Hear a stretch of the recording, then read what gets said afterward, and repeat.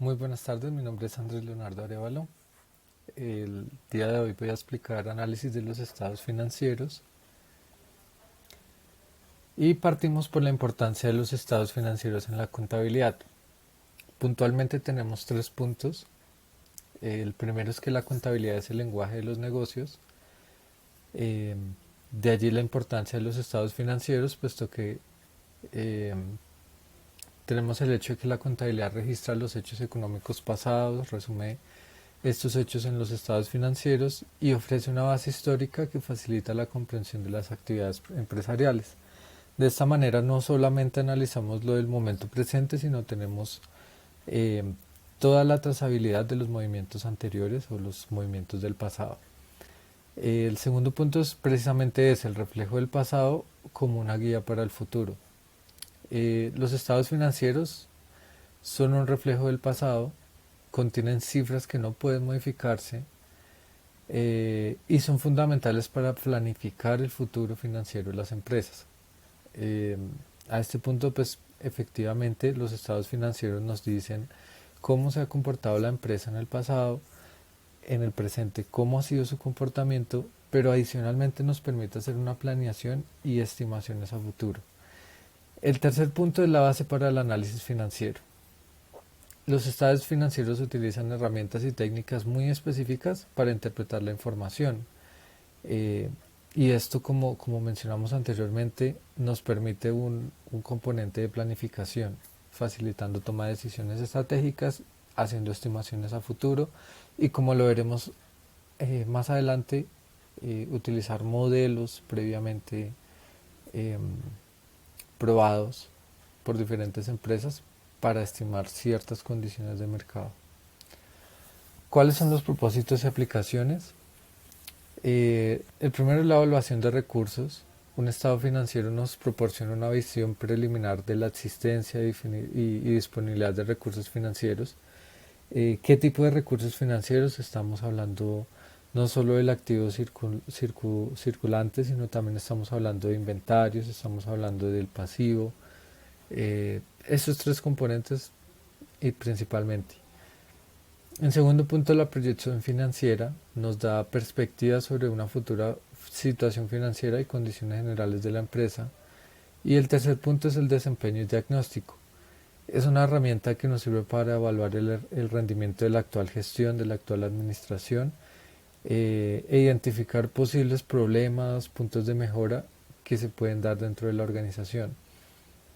Acá hay una frase muy importante y es que al igual que un médico evalúa los signos vitales para determinar la salud física o determinar algún tipo de problema, eh, él realiza un diagnóstico y el análisis financiero hace exactamente lo mismo, examina indicadores clave que nos permiten evaluar la situación financiera, la salud financiera de una empresa.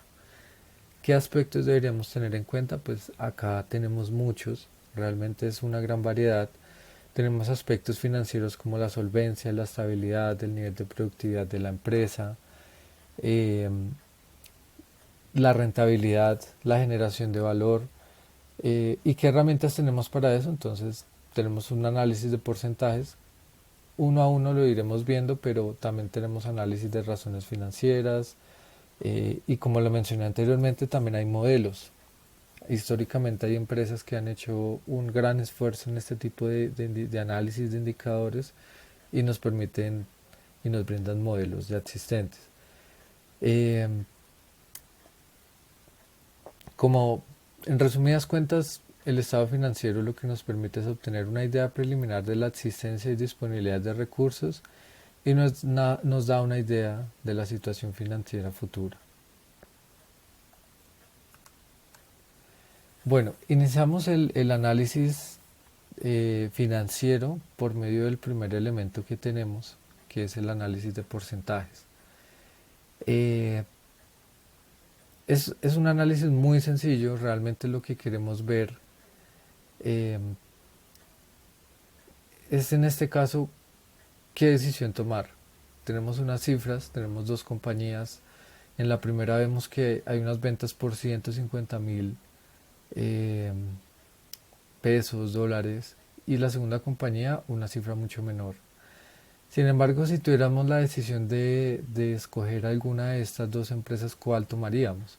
A primera vista, la compañía A se ve mucho más atractiva porque genera una utilidad mucho más grande, genera unas ventas más grandes, pero ¿cuál es más eficiente? ¿Cuál de estas dos eficiente respecto a los recursos, respecto a sus gastos, respecto a lo que está generando de valor respecto a esos insumos que utiliza? ¿Cuál es más eficiente?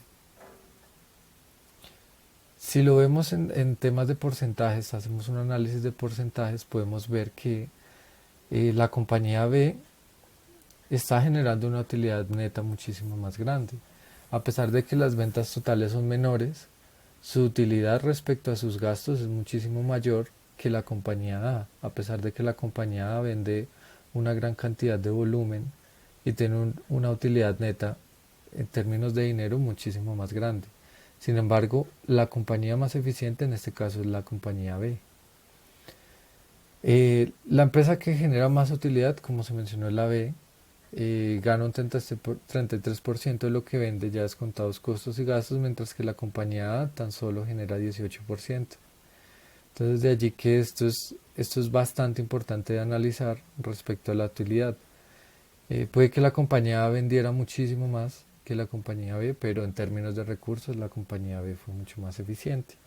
Si el día de mañana la compañía B tuviese los mismos recursos que la compañía A y mantuviese estos indicadores, sería una inversión muchísimo más atractiva.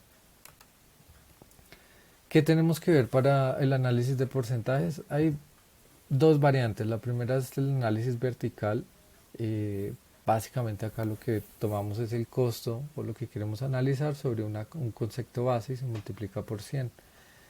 Así pues, por ejemplo, los costos de ventas. En este caso tenemos 8.091 y 8.585 eh, de dólares o pesos.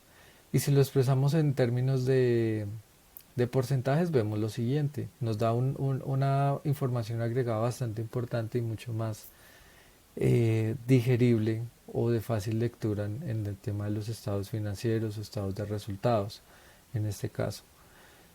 Vemos que para el 31 de diciembre del 2014 tuvimos unos costos de ventas de 8.091, lo cual se representó en 79%, pero para el año 2015, a pesar de que el costo de venta fue mucho más, un poco más alto que el año pasado, el porcentaje respecto a las ventas totales, como lo podemos ver en este caso, tomamos los costos de ventas sobre las ventas totales por 100 y calculamos esta vertical, vemos que es mucho menor. Entonces, de acá que podemos concluir que se hizo un trabajo mucho más eficiente en 2015 respecto al 2014.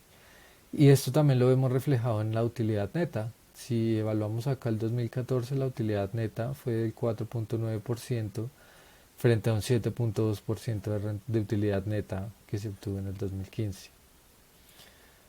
Por otra parte, también tenemos el análisis horizontal, tenemos el análisis vertical y también el horizontal. Este se llama un análisis de tendencias, específicamente porque también toma eh, un análisis respecto a diferentes periodos, en este caso 2014-2015, pero toma una tendencia respecto a calcular la diferencia entre ambos periodos. Eh, Realmente acá lo que estamos haciendo es una comparación, es decir, tomamos la diferencia entre los periodos del 2015, el periodo más reciente, respecto a el periodo anterior, y vamos viendo y vamos analizando los diferentes eh, porcentajes de manera porcentual el análisis que se puede hacer acá. Entonces partimos de que tenemos, por ejemplo, las ventas netas de 2015 versus 2014 sobre las ventas de 2014 y vemos que hubo una tendencia positiva respecto a las ventas, puesto que en el 2015 se vendió mucho más que en el 2014. Diferente fuese el caso si ese fuese una tendencia negativa, donde, por ejemplo, eh, los gastos en ventas disminuyeron, entonces nos indica que hay una tendencia a la baja en este caso. Bueno, ahora vamos a empezar con un tema un poco más extenso, es las razones financieras. Y allá, aquí tenemos que ver diferentes formas. Eh, Como su nombre lo dice, consiste en determinar relaciones entre los diferentes rubros de los estados financieros para que mediante una correcta interpretación se pueda obtener información del desempeño y una postura financiera. Eh, y al igual que el análisis anterior, lo que se busca es encontrar tendencias, condiciones y observar cada uno de sus componentes. ¿Qué vamos a ver acá esencialmente? Vamos a ver la solvencia y la liquidez. Eh, Respecto a la solvencia, el nivel de endeudamiento, apalancamiento, cobertura, capital de trabajo, vamos a ver todo el tema de liquidez eh, y finalmente vamos a ver la eficiencia operativa y la rentabilidad. Vamos a ver este ejemplo muy sencillo. Una empresa ha determinado que la utilidad neta del año es de 100 y la pregunta es si esta utilidad es buena o mala. Eh, Realmente responder esa pregunta a este punto, eh, la respuesta siempre va a ser depende. Depende porque tenemos simplemente una cifra, pero no tenemos una base contra la cual eh, compararla. Depende específicamente del parámetro de comparación. Si la empresa tiene invertido un total de activos fijos de 10.000 y tiene ventas de 5.000 en el mismo periodo, puede decirse que la utilidad mencionada es del 1% del total del capital invertido y 2% de las ventas, y tal vez esto no diga mucho, pero aclara un poco la situación financiera de la empresa. Entonces, acá lo que debemos de tener muy en cuenta y la reflexión en este punto es que la cifra en sí misma no nos dice nada, si no tenemos un punto de comparación, de esta manera puntos de comparación histórica o otro tipo de indicativo para la empresa.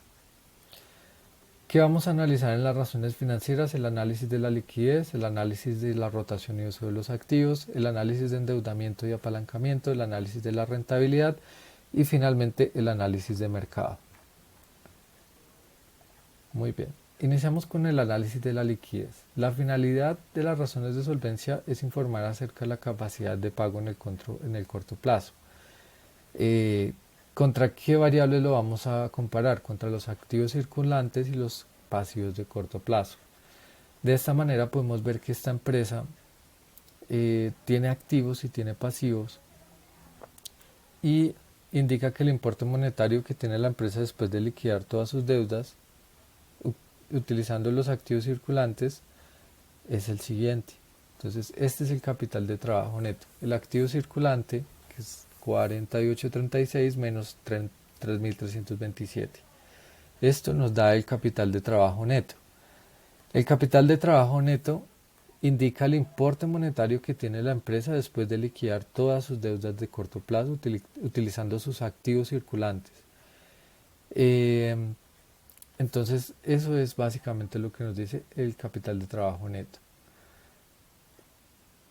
Ahora, segundo punto, la razón circulante. Esta nos indica cuántos pesos tiene la empresa en el activo por cada peso que debe en el corto plazo. Si la empresa cuenta con $1 o $1.45 para hacer frente a cada dólar que se debe en el corto plazo, por ejemplo. Esto nos dice que se puede interpretar como que se tiene un 145% en activos circulantes con respecto al pasivo. Entonces, esto indica una razón positiva, en este caso para la empresa, porque por cada dólar que debemos tenemos un 1.45 de respaldo. Eh, en tercer punto tenemos la prueba ácida. Esto indica cuántos pesos tiene la empresa sin considerar el importe en inventarios por cada peso de deuda en el corto plazo. Se dice que es una prueba ácida porque no solo considera activos que realmente puedan convertirse en efectivo de manera expedita. Eh, en este ejemplo la empresa cuenta con 0.60 centavos para hacer frente a cada dólar de deuda. En este caso respecto al anterior pues vemos que implica que los importes que conforman el pasivo de corto plazo tendrían dificultades para ser pagados. Entonces es un punto de quiebre, es un punto que debe tenerse como un punto crítico, puesto que eh, esos centavos o ese dinero, ese porcentaje que tenemos para hacer frente no cubriría como tal las deudas y podría llevar hacia una quiebra. Bueno, entramos a un punto importante que es el análisis de rotación y uso de activos. Eh, esta razón proporciona información acerca del manejo operativo de los activos, ayuda a entender qué tan eficiente es la empresa en el manejo y utilización de los activos y esos son todos los puntos que analizamos, tanto la rotación de inventarios, cuánto dura la permanencia de los inventarios, la rotación de las cuentas por cobrar, que pues son las cuentas que damos a crédito a nuestros clientes, los periodos de recuperación de las cuentas por cobrar, cuánto demora el cliente en pagarnos por cada periodo, la rotación de cuentas por pagar, el periodo de pago de las cuentas por pagar, la rotación de los activos totales, si tenemos activos, inventarios, si tenemos stock en nuestro inventario y tenemos adicional diferentes puntos o activos, eh, hay que ver qué rotación tiene estos y la intensidad de uso de los activos totales. Eh, en el punto número A tenemos costos de venta sobre los inventarios. Esto nos da un resultado y esta razón mide el número de veces que el importe del inventario se ha vendido durante el periodo. Eh, Esto nos da una idea de cuántas veces se rota el inventario, cuántas veces el periodo del inventario se compró, se produjo, se vendió. En este caso se han vendido 3.01 veces lo que vale el inventario actual. Entonces es una parte importante. Pensemos por ejemplo en Walmart, en las tiendas de mercancías. Eh, Acá no está como tal el punto clave de este tipo de tiendas no es el margen de utilidad de cada producto, sino el número de veces que se puede revender, que se puede vender dicho producto. Eh, entonces, este tipo de razón o este tipo de indicador dependerá mucho del tipo de negocio. El segundo punto es el periodo de permanencia de los inventarios.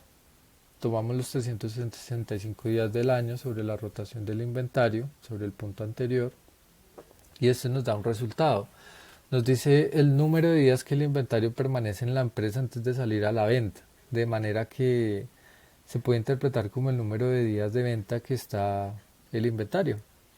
Eh, Significa, por ejemplo, en este caso, 121 días tardan los inventarios en el almacén, desde que llega el producto y la materia prima hasta que se vende el producto terminado. Igualmente dependerá del tipo de negocio, pero, pero esto nos dice qué tanto duran nuestros inventarios. Si es una permanencia prolongada, más de un periodo, más de, o por lo menos un poco más de la mitad del periodo de un año, indicará también el qué tanto estamos vendiendo, qué tanto se nos está moviendo pues el inventario. O en caso tal, si es un inventario que dura muy poco tiempo, que tiene una duración muy corta, también nos indicará que muy posiblemente estaremos enfrentando una situación complicada en caso de desabastecimiento de materia prima o en caso de un pico de demanda. De allí que es muy importante este indicador. El tercero es la rotación de cuentas por cobrar. Este mide el número de veces que el importe de las cuentas por cobrar se ha vendido durante el periodo. En este caso se ha vendido 7.66 veces lo que vale el saldo de cuentas por cobrar actual. Entonces se divide las ventas por el número de cuentas por cobrar. Y la rotación de las cuentas por cobrar genera mayor sentido si se presenta en días de cartera o días de que tarda de recuperación de los saldos por cobrar. De allí que necesitemos liquidez, necesitemos tener esta medición. El cuarto es el periodo de recuperación de las cuentas por cobrar. Igualmente hacemos una división entre los 365 días del año sobre la rotación de las cuentas por cobrar y este nos da un estimado. Este estimado nos indica el tiempo promedio que tarda una empresa en recuperar los saldos en cuentas por cobrar. Para la empresa que se está en este caso analizando el resultado es de 47,66 y significa que los clientes tardan ese tiempo en pagar. Es decir, un cliente me tarda 47 días en pagarme, considerando la fecha de venta hasta el cobro reflejado en las cuentas de los bancos. Eh, Esto va muy ligado a las políticas de crédito de la empresa. Por ejemplo, si la política de crédito de la empresa es de 30 días, entonces este resultado es una referencia que no funciona adecuadamente. Hay ajustes que hacer, hay que hacer porque al final los clientes se están demorando mucho más en pagar. Bueno, continuamos con la rotación de cuentas por pagar. Tomamos los costos de venta sobre las cuentas por pagar y esto nos da un indicativo que es el número de veces que se repitió el proceso de comprar y pagar en un determinado periodo. Eh, en este caso, la empresa realizó 2,91 veces el proceso de comprar y pagar a los proveedores. El periodo de pago de las cuentas por pagar igualmente es una relación de los días del año sobre la rotación de las cuentas por pagar y este nos da un indicativo que nos dice el tiempo promedio que tarda una empresa en liquidar sus cuentas por pagar y en este caso es de 125,42. Se tiene que revisar con los plazos del crédito que la empresa ha convenido con sus proveedores. Si los proveedores han extendido plazos eh, y la empresa cumple de manera oportuna, es una llamada de alerta porque no se cumple el tiempo con los pagos. Eh, por ejemplo, este tipo de cosas es importante porque puede generar la suspensión de materias primas y este tipo de cosas pone en riesgo el ciclo productivo del negocio. Entonces, eso es muy importante. La rotación de los activos totales es la relación entre las ventas y los activos totales que tenemos. Se llama la razón de eficiencia en el uso de los activos e indica cuántos pesos o dólares se venden por cada peso o dólar que se tiene invertido en los activos totales. En este caso vemos que por cada peso o dólar invertido en activos de la empresa se generan 1.127.000 en ventas. Cuanto más alto sea esta razón, mejor será para los resultados de la empresa, puesto que estamos siendo mucho más eficientes. Eh, pero depende igualmente del tipo de empresa. No es lo mismo, por ejemplo, una empresa que vende computadores, escritorios, a una empresa de despachos de abogados. Eh, y por último tenemos la intensidad del uso de los activos, que es la relación entre los activos totales sobre las ventas. Indica cuántos pesos se necesitan de activos para generar un peso de ventas. El resultado en este caso es de 0,887 en activos para generar un dólar o un peso de ventas. Eh, en este caso, cuanto menor sea el resultado, una mejor posición financiera tendrá la empresa. Con esta razón se mide la eficiencia en el uso de los activos y se considera la eficiencia en el sentido de hacer más con menos o hacer más con lo mismo. Entonces, esto es muy importante para evaluar también qué tanto intensidad de uso tienen los activos y realmente se están utilizando, porque hay muchos casos en los que las empresas adquieren activos, pero el uso de los mismos no justifica el nivel de productividad o el nivel de eficiencia o de producto que se está generando con los mismos. Continuamos con el análisis de endeudamiento y apalancamiento. Este grupo de razones indican el grado de endeudamiento de solvencia de la empresa en el largo plazo y proporciona información sobre la estructura del capital. Iniciamos con el pasivo total a capital contable, que es una relación entre el pasivo total y el capital que se tiene, y este grupo de razones indica el grado de endeudamiento y de solvencia de la empresa en el largo plazo. Eh, En este ejemplo vemos que el pasivo total equivale al 97% o 0,97 y se lee como que los acreedores, proveedores y otros involucrados tienen el 0,97% por cada dólar que los propietarios tienen invertido en la empresa. Es casi uno a uno. Es una medida muy importante ya que muestra la proporción que tienen los acreedores respecto a al capital de la organización Y si el resultado de esta razón llegara a ser a uno, se puede entender que la empresa está en quiebra técnica. Eh, Porque, pues, es decir, los proveedores y los acreedores empiezan a ser un punto importante para la empresa, pero ya empiezan a ser un punto de que casi eh, podría decirse que son dueños o son dueños operativos de la empresa, por decirlo de alguna manera. El segundo es el multiplicador de capital.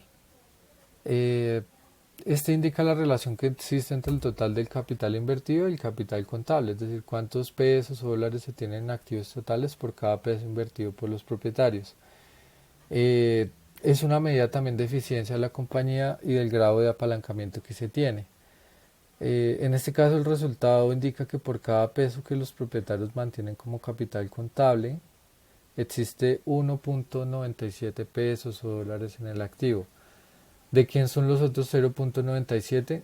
Eh, la respuesta se sabe desde que la razón pasivo total a capital contable, el 0.97 del punto anterior, pertenecía a los acreedores y proveedores, como bien vimos en este punto. El tercero es el pasivo de largo plazo a capital contable. Eh, a capital contable es una medida que indica el porcentaje que representa la deuda con vencimiento de largo plazo con respecto al capital contable.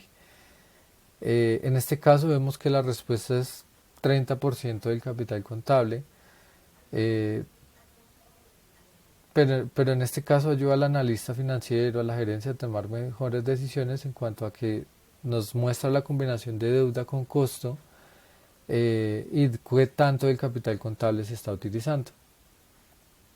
Por último, tenemos la cobertura en intereses. Esta mide la capacidad de la empresa para cubrir con sus obligaciones financieras en lo que se refiere a intereses. El resultado muestra cuántas veces puede cubrir la utilidad de operación, sus cargos financieros por intereses. En este caso vemos que la empresa puede cubrir 7.18 veces el importe registrado por intereses. Recordemos que acá estamos solo evaluando los intereses del pasivo, no estamos cubriendo nada capital. Y por ejemplo, para un acreedor, un banco o un tercero, un proveedor que nos da crédito eh, y que analiza, por ejemplo, la posibilidad de extender un crédito, esta razón financiera es útil porque desde el punto de vista de asegurar por lo menos el pago de intereses relacionados al préstamo. Es decir, esto muestra un indicativo de cierta manera de liquidez para la compañía y si se llegase a necesitar mayor financiamiento, más deuda, ir a un banco y solicitar un préstamo o adquirir préstamo con un proveedor, por ejemplo, este indica un tipo de solidez financiera porque indica que tenemos suficiente dinero para pagar los intereses. Bueno, continuamos con las razones financieras y ahora entramos al análisis de la rentabilidad. Acá hay tres variantes, eh, pero primero pues analicemos un poco qué es la rentabilidad. La rentabilidad es la capacidad de la entidad para generar utilidades e incrementar sus activos netos. Sirve al usuario para medir la utilidad neta, cambios de los activos netos de la entidad en relación a sus ingresos, su capital contable, patrimonio contable y sus propios activos.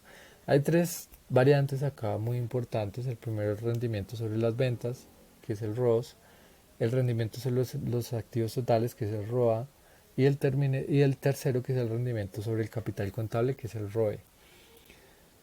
El primero mide el desempeño y la eficiencia operativa de un negocio y su resultado indica cuál es el porcentaje de utilidad que genera por cada peso vendido. Entonces tomamos la relación entre la utilidad neta sobre las ventas que generamos. Esto nos da un resultado. En este caso, si analizamos esta información, nos dice que la empresa genera 7.23% de utilidades del total de ventas, o dicho de otra forma que por cada 100 que se vende se generan 7.23 de utilidad neta. Es una medida de eficiencia operativa y la eficiencia en este caso operativa se refiere al hecho de que hacer más con menos. Esto es vender más con menos gastos y costos o por lo menos vender más al mantener los costos y gastos estables. Siempre buscamos de que esta relación sea positiva, de que sea, por ejemplo, una relación por encima de utilidades normalmente en el mercado de valores que se encuentra. El segundo es el rendimiento sobre activos totales. Nos dice cuál es el rendimiento total, cuál es el rendimiento con respecto al total de la inversión en activos, y su resultado indica el porcentaje de utilidad que se genera con cada peso invertido en activos. El primero, respecto a las ventas, es decir, vendimos tanto, nos quedó tanta utilidad. Este segundo nos dice propietarios, dueños de la empresa o la empresa. Ustedes invirtieron tanto en activos y se generó esta utilidad. Respecto a sus activos que se adquirieron en X periodo, ¿cuál es el resultado? Si la empresa en este caso, en este ejemplo, tiene un rendimiento de 8.5, lo cual significa que por cada 100 se generaron 8.15, se puede reconocer que una empresa tiene un importe invertido en activos de 9.828 en este caso. Esa misma cantidad podría invertirse en algún otro instrumento financiero que pagase más del 8%. Tal vez sin todo el trabajo, responsabilidad, riesgo que implica el manejo de una empresa.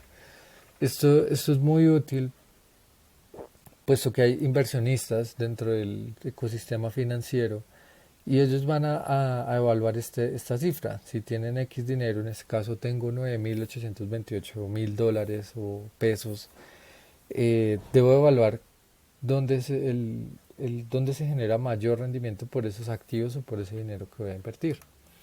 Por último, tenemos el rendimiento sobre el capital contable. Es la medida más utilizada por los usuarios. Indica el porcentaje de utilidad neta que se obtienen los propietarios sobre el capital invertido en la compañía. Es el rendimiento sobre la inversión de los propietarios, tanto por el capital aportado, capital social o el capital ganado, y las utilidades retenidas. En este caso, la empresa logró obtener un 16% de rendimiento con respecto al capital invertido por sus propietarios. Cuanto mayor sea el porcentaje, mejor será la rentabilidad de la compañía. Eh, Finalmente tenemos un cuarto punto, que es la utilidad por acción. En mercados de capitales, en bolsa y demás, esto es importante en caso de que la empresa fuese pública para analizar eh, la utilidad que tiene por acción la empresa. Acá vemos que se muestra un importe neto que corresponde a que cada acción está en circulación. Por ejemplo, consideramos 1000 acciones en circulación y el resultado es 0.81 pesos por cada acción. Si el socio tiene 400 acciones, entonces le corresponde una utilidad de 320 dólares.